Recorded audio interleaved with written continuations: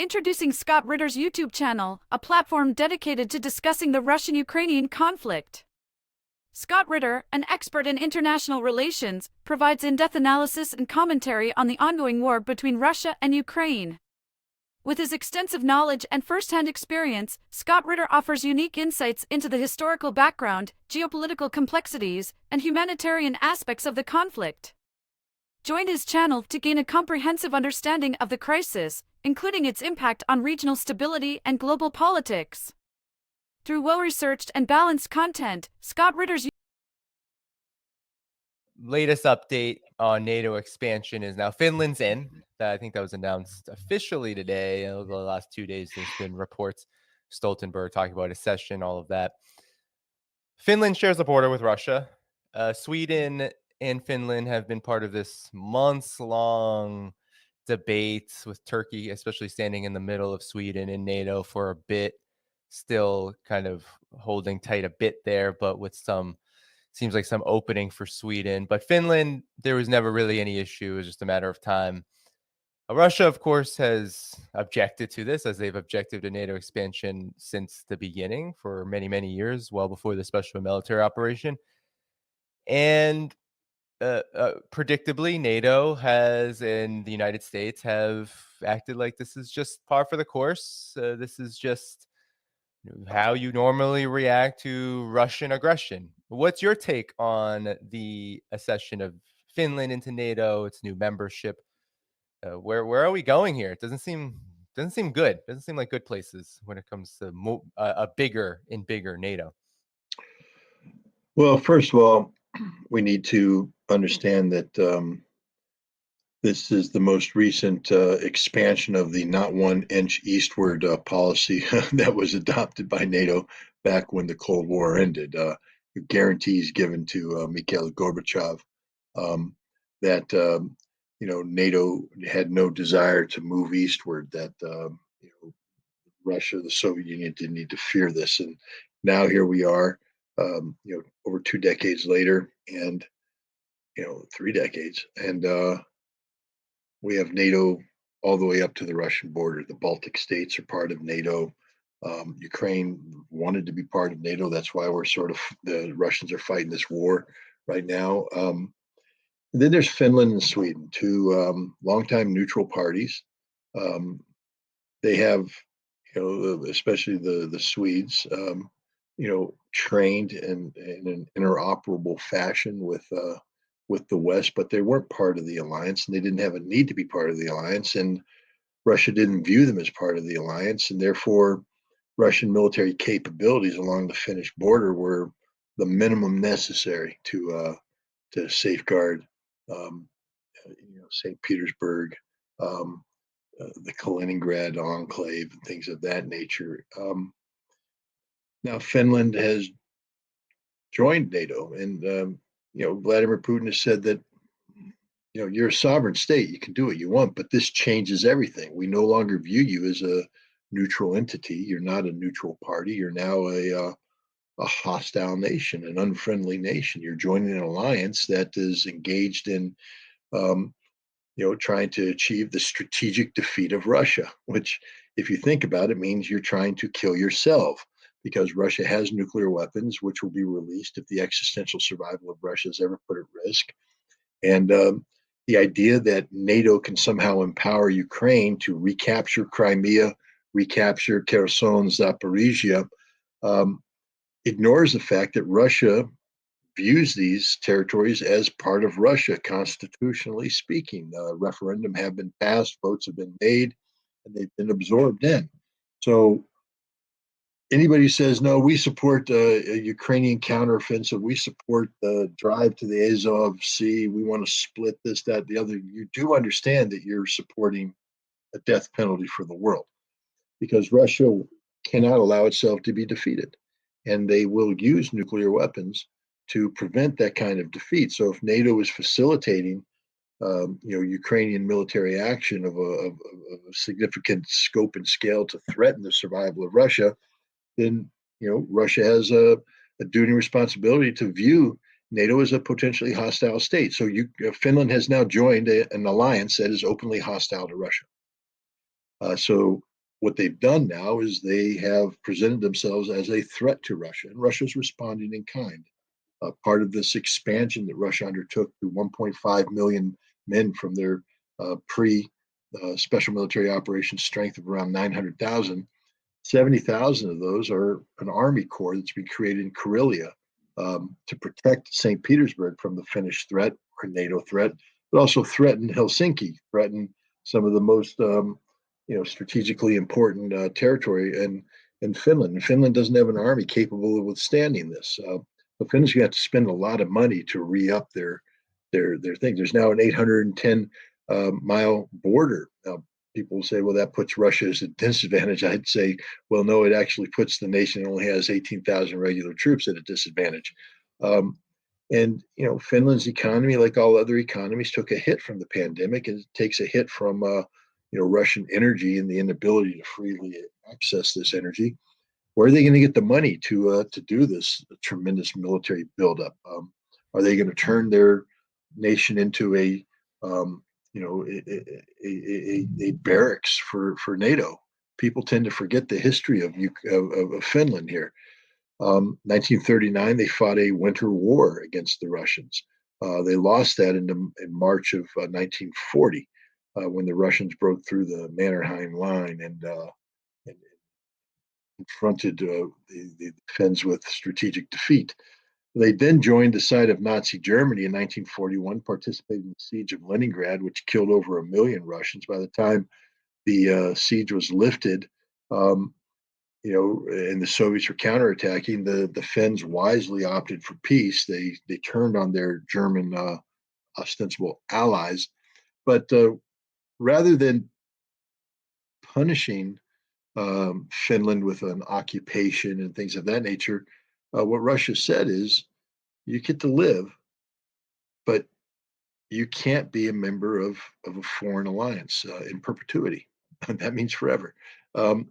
Because we don't want Finland to once again be used as a jumping off block for a hostile military force that wants to threaten St. Petersburg or Leningrad.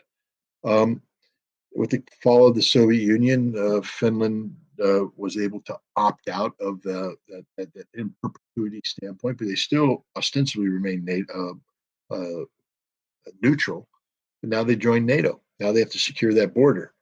It's going to be a huge problem for Finland and a big problem for Sweden, because I believe now that Finland's in, that Turkey will eventually, Turkey's trying to squeeze the West to get as many concessions as possible from this. And I'm sure there's not only the above the table deals that are taking place, but there's some underneath the table deals taking place between the collective West and Turkey. And I think that Sweden will probably get voted on, sometime before the end of this year, maybe early next year. But Sweden too will be a member of NATO. So now we have the continued expansion of NATO against Russia. But in some ways, if somebody was betting on this making Russia weak, it's had the exact opposite effect. Russia has expanded its military to 1.5 million, new military formations going up against Finland. Russia would have had a hard time justifying these expenses from a political standpoint prior to the special military operation, but because of the concerted effort by the collective West to strategically defeat Russia, we now see the Russian population firmly behind this expansion of the military. And again, if I were the Finns, I think you're going to wake up sometime in the next 5 years when the demands on your defense budget are too great and your society won't take it, and realizing that you're on the wrong side of history. You bet on the wrong horse. Yeah, I mean, I'm sure you're familiar, Scott, with the way that Finland and the Nordic countries in that region of Europe are kind of renowned for their social safety net, and NATO is a drain on that as well. It really does have implications, and with that point on Russia, it does make me think about how there are a lot of people in China who, while they may oppose U.S. aggression, they also see it as a credit for and really a spark for how much people have consolidated around and supported and grown their support in their own government, and that's made their society and system stronger. And I see a very similar thing, maybe with different, of course, circumstances and characteristics, happening with Russia. The more that NATO encircles, the more that NATO grows, the more that countries like Finland and Sweden just decide to throw away their futures for NATO. This actually makes support for Russia's government, support for Russia and the defense of Russia within Russia that much stronger. No, you're 100% correct. Vladimir Putin. One of the issues we have in the West is that we don't properly define the problem of Russia, and one of the reasons why this happens is we have a class of people I call the Putin whisperers. These are these fake academics. They're not fake. I mean, they have degrees. Michael McFaul has a degree. He's a professor at Stanford. But they're fake Russia experts. He's not an expert on Russia. He's an American propagandist. Angela Stent at Georgetown. It's the same thing. She's not an expert on Russia. She's an American propagandist. Fiona Hill, an American propagandist. These are people that have a vision of what Russia should look like. Amazing that Westerners, outsiders, have a vision of what Russia should look like. And they've been in favor of implementing policies to achieve that objective. And that objective is to break Russia up into smaller constituent parts. You see, we're very fearful of the size of Russia, the physical size of Russia, but also what's contained in that landmass. A great deal of the world's resources. And we are nervous that a single nation has access to all these resources because they can not only become self-sustainable in certain critical industries, but they will be able to help others. And in this case, others means China, with the world's largest population, with a modernizing industrial base, modernizing infrastructure. And now you bring China and Russia together in this nexus of economic capacity, and it's an unbeatable force. This is why the Trans-Eurasian Economic Union that's being pushed by the Russians and the Chinese is a serious thing. I don't think the United States has properly defined what's going on in Russia. We don't understand what their strategic objectives are vis-a-vis China. We don't understand what China's strategic objectives are vis-a-vis Russia.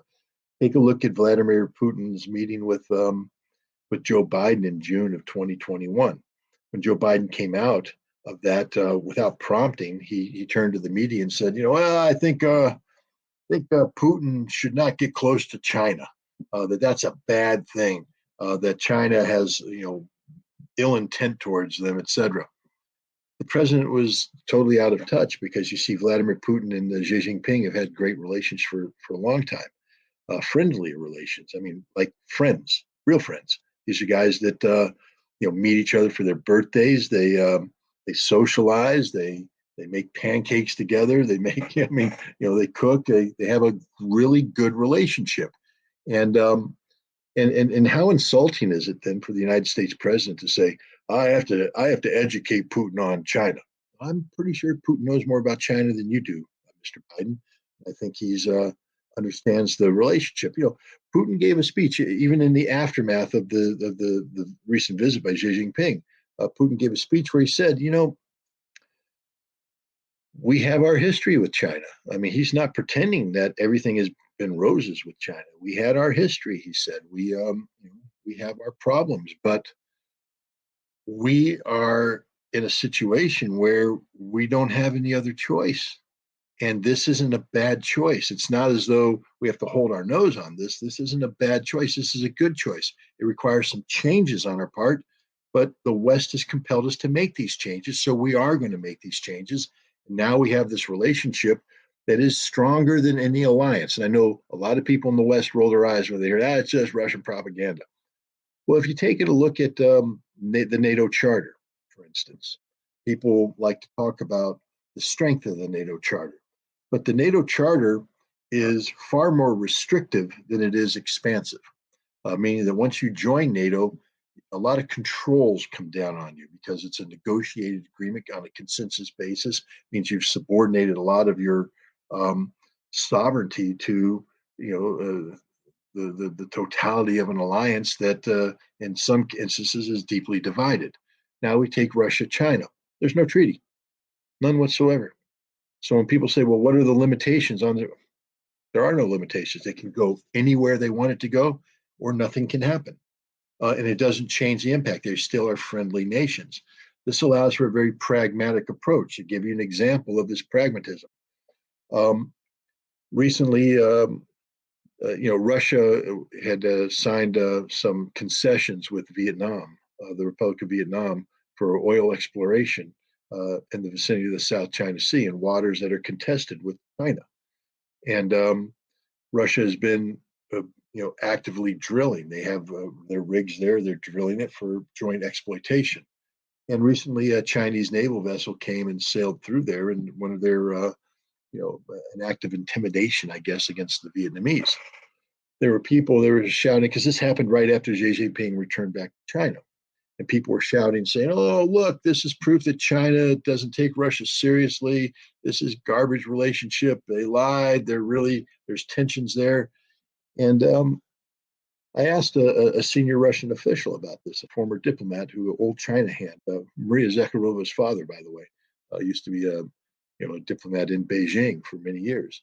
And he said, look, Russia's always been pragmatic about, these things.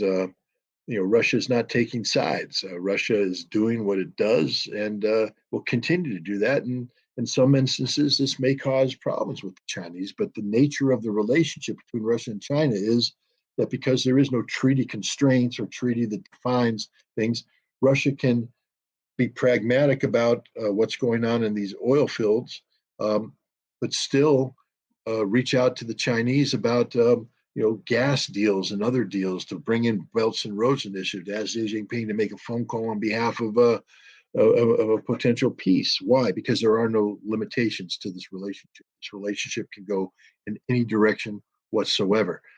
Imagine that. Imagine the maturity of your approach towards interacting with other nations, where it wasn't a zero-sum game where you had to win, or because if you didn't win, then it was a loss.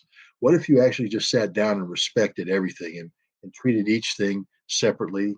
You didn't have some all-encompassing manifest destiny type plan that said America must rule the world through a rules-based international order, but instead you said we'll take each thing, one at a time and treat it the way it deserves to be treated, with the respect, but we don't allow this to actually, dictate this outcome.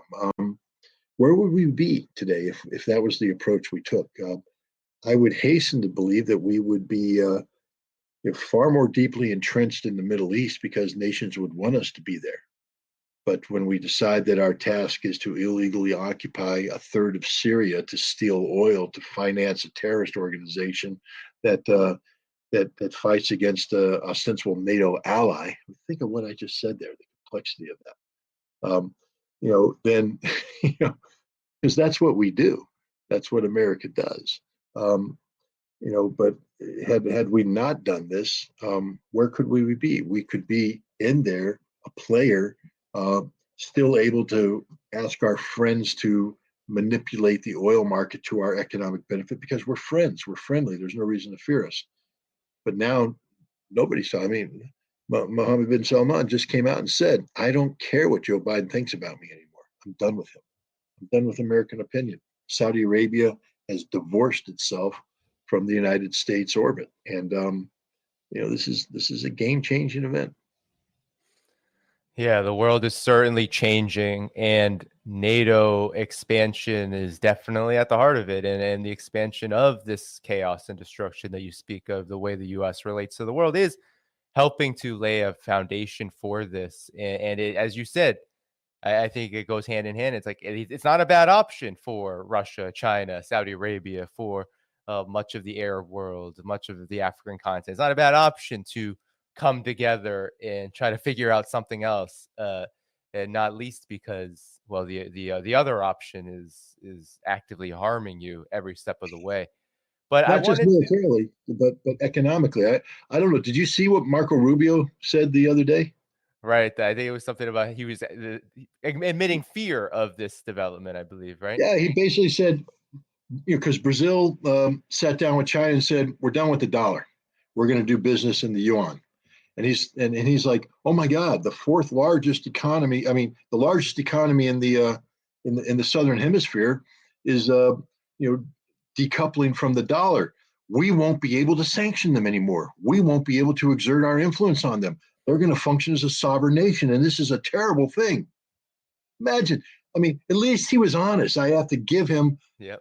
straight up props for wow, what honesty. But then the spokesperson for the White House, I'll mispronounce her name, so I don't want to say it to insult her, but she basically was talking about this, and she said, those nations that seek to decouple the dollar, you are offending the American people, because the well-being of the American people depends on the ability of the dollar to be the supreme currency, the reserve currency, so that we can leverage this to enhance the da da da da da da.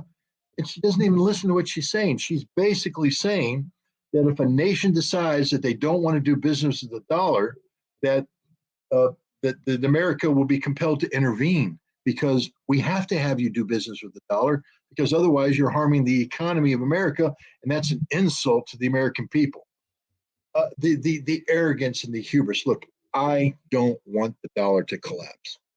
I don't know how about you, Danny, but I get paid in dollars, and and the dollars are what I take to the grocery store, and it sort of upsets me sometimes when the price of food goes up everywhere. I mean, we have a favorite diner that we go to every weekend for breakfast. Typical American diner, and they apologized. They came in and said we had to raise our prices, and I'm talking about not an insignificant raise, because the price of food has gone up. You see that if you go to restaurants, you go to the grocery store, it's there. I want the dollar to be stable. I'd like the dollar to have value, because that way, when I earn $1,000, I can buy $1,000 worth of stuff. I don't want to earn $1,000 and only be able to buy $800 worth of stuff, or $600 worth of stuff, because you know what? Inflation is making the value of my dollar decrease, and my employer, by the way, it's not Russia. My employer is not giving me more money. It's not like my employer is going, oh gosh, look, the cost of living cost you 12.5% in the last year. Yeah, 12.5%. That's inflation and everything else. Some people say it's even higher. That means that instead of earning $100, I'm now earning, here we go with my military math, but it's going to be somewhere in the area of 87.5%, or $87.5. That ain't $100. So, and then next year, when you factor it in, it's going to be, around $70. That ain't $100, but I'm only, my pay hasn't been adjusted. I need the dollar to do well. I need the dollar to be strong, and it's not. It's failing. But that's not a international security issue. That's just the stupidity of American policy. Hey, I tell you what, Marco Rubio and lady spokesperson of the White House, whose name I can't pronounce, stop stealing money. For instance, if you're going to call the dollar the world's reserve currency, and people are going to have faith in that, but then you go and you steal $700-800 billion of Russian sovereign wealth for no legal reason, just because you're mad at Russia. Understand that the rest of the world's going to sit there and go, whoa. I mean, would you, Danny, again, would you put